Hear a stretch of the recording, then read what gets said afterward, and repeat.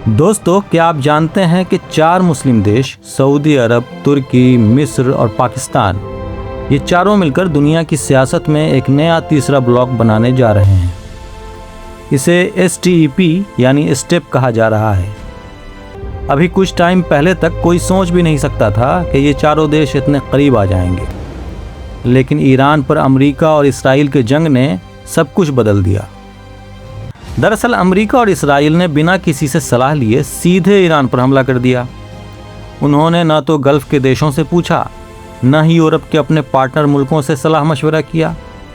उनकी सोच ये थी कि अगर ईरान के बड़े लीडरों को ख़त्म कर दिया जाएगा तो वहाँ की सरकार जल्दी गिर जाएगी और हालात आसानी से उनके काबू में आ जाएंगे। लेकिन 1 महीने तक लगातार भारी बमबारी होने के बावजूद ईरान की सरकार नहीं गिरी, बल्कि इसके उलट ईरान ने बहुत तेज़ जवाब दिया। उसने इसराइल के अंदर के शहरों और गल्फ रीजन में अमेरिकी ठिकानों पर हमले शुरू कर दिए। अब तेल की कीमतें बहुत तेज़ी से बढ़ रही हैं। हॉर्मुज़ स्ट्रेट में जहाज़ों की आवाजाही रुक गई है। गल्फ के देश डर गए हैं और सोच रहे हैं कि वे इतने इनसिक्योर क्यों हो गए।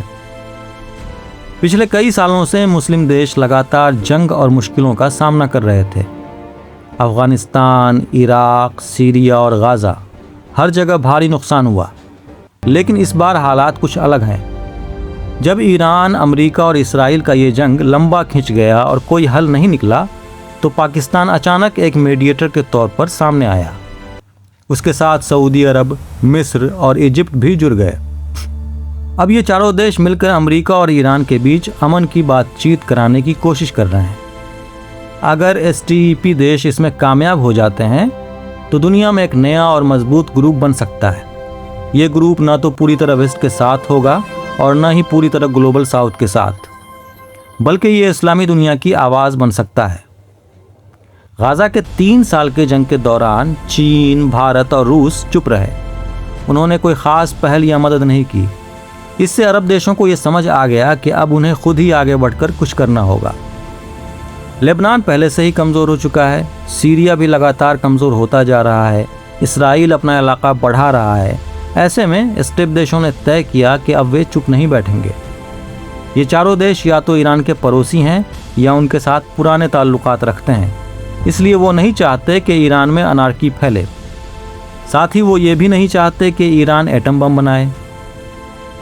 ट्रंप एडमिनिस्ट्रेशन को भी STEP की ये पहल पसंद आ रही है, क्योंकि ये देश वेस्ट के ख़िलाफ़ नहीं हैं।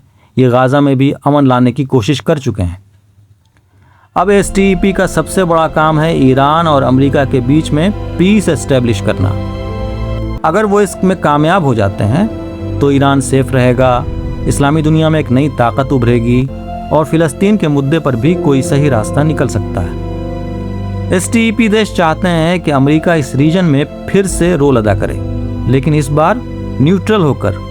वो किसी एक साइड का सपोर्ट ना करे, बल्कि न्यूट्रल रहे और सच में अमन और स्टेबिलिटी लाने की कोशिश करे। अब पूरी दुनिया देख रही है कि क्या ये चारों देश मिलकर हिस्ट्री बना पाएंगे। आपको क्या लगता है, क्या स्टेप देश एक नया ब्लॉक बनाकर एक नई ताकत बनेंगे? कमेंट करके ज़रूर बताइए।